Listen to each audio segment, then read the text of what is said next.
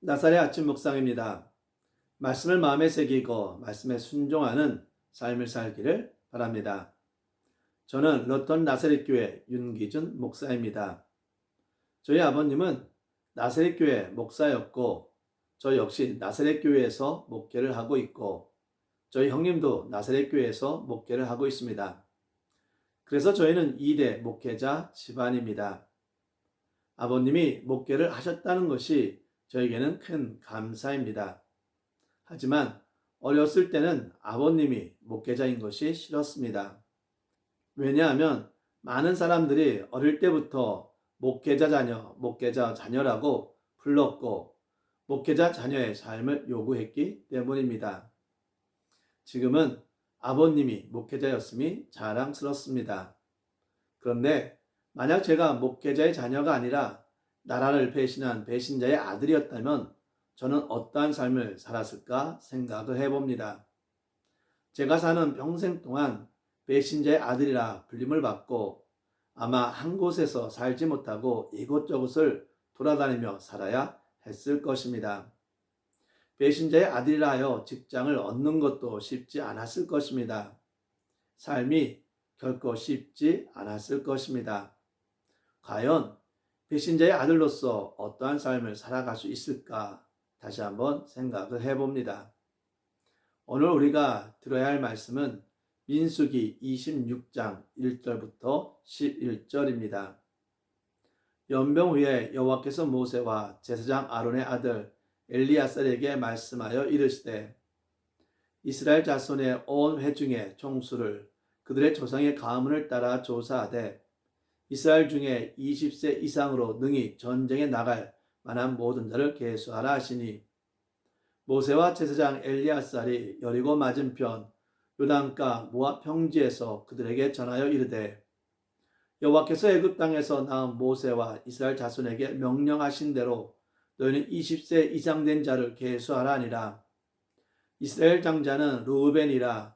르우벤 자손은 한옥에게서 난 한옥 종족과 발루에게서 난 발루 종족과 헤스론에게서 난 헤스론 종족과 갈미에게서 난 갈미 종족이니 이는 르우벤 종족들이라. 계수된 자가 43,730명이었더라. 발루의 아들은 엘리압이요 엘리압의 아들은 느무엘과 다단과 아비람이라.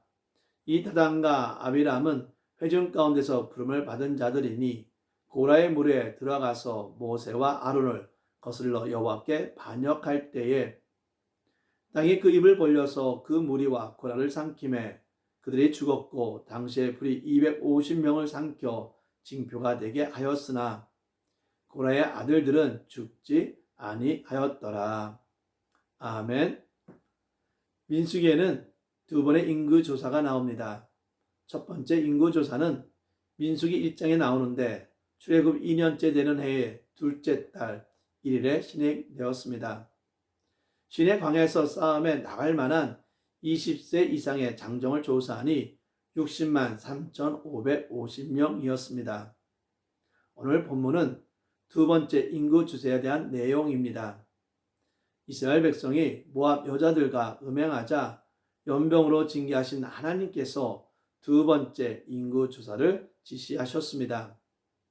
모세와 제사장 엘리야살은 하나님의 명령에 따라 모압 평지에서 전쟁에 나갈 수 있는 장정의 수를 각 지파별로 헤아렸습니다.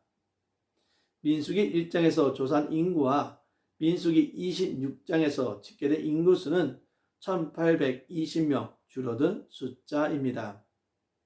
출애굽 이후 40여 년간 이스라엘 백성의 수가 아주 크게 감소하지 않은 것을 볼 수 있습니다. 먹을 것도 없고 낮은 덥고 밤은 춥고 살기에 결코 평탄치 않은 곳에서 40년을 살았는데 1820명이 줄었다는 것은 매우 놀라운 일입니다. 또한 이스라엘 백성이 하나님께 불평과 불만을 통해 많은 이스라엘 백성이 징계를 받았습니다. 그럼에도 불구하고 이렇게 될 수 있었던 것은 이스라엘 백성의 능력이 아닙니다. 그들의 능력으로는 광야에서 살아갈 수가 없습니다. 이렇게 광야의 산 가운데서 살아갈 수 있었던 것은 하나님께서 이스라엘 백성을 인도하고 보호하셨기 때문입니다. 이스라엘 백성은 하나님의 은총 속에서 지금 약속의 땅 가나안을 목전에 두고 있습니다. 복음성 중에 은혜라는 찬양이 있습니다. 내가 누려왔던 모든 것들이, 내가 지나왔던 모든 시간이, 내가 걸어왔던 모든 순간이 당연한 것 아니라 은혜였소.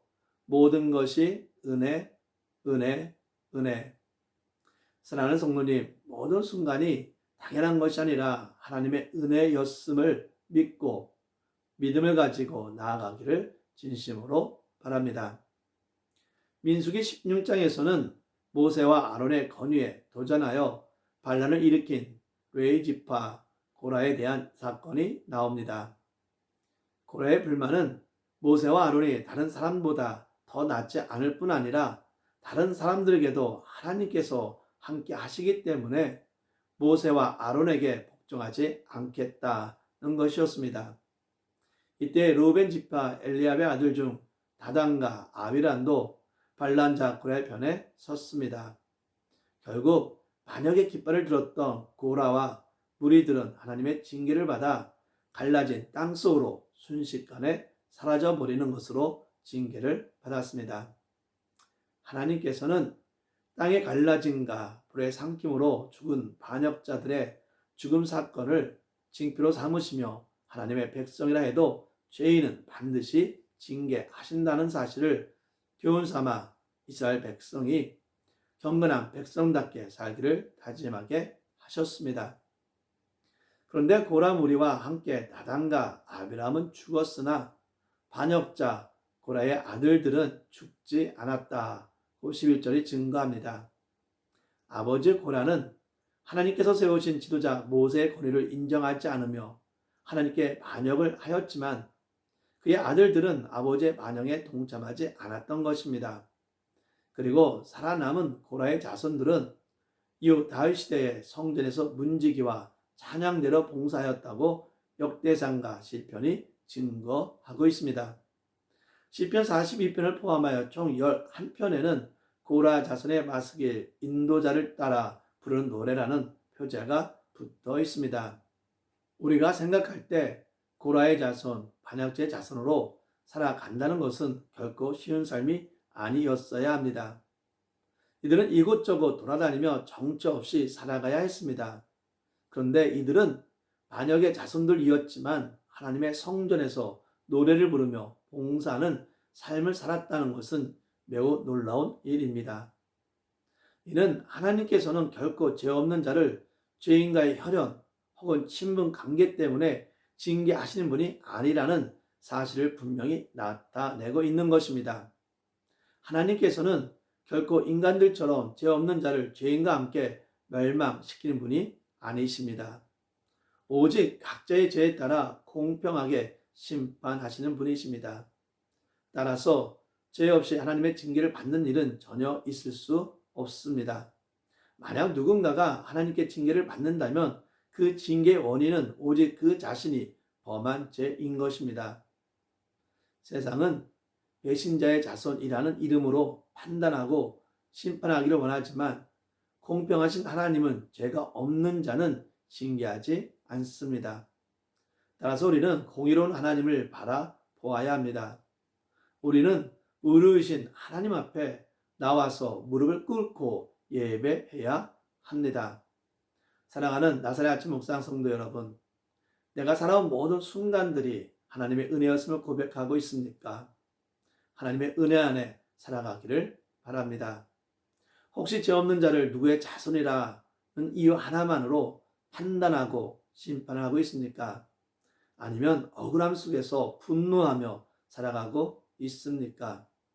모든 것을 공의로운 하나님께 내려놓고 의로우신 하나님 앞에 나와 무릎 꿇고 예배하는 예배자가 되기를 바랍니다. 기도합시다. 공의로우신 하나님, 의로우신 하나님을 찬양하고 예배합니다.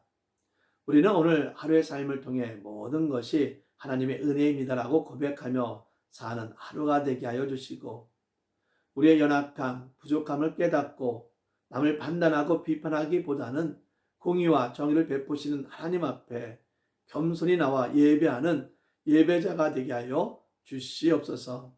모든 영광을 주님께 드려오며 예수님의 이름으로 기도합니다. 아멘.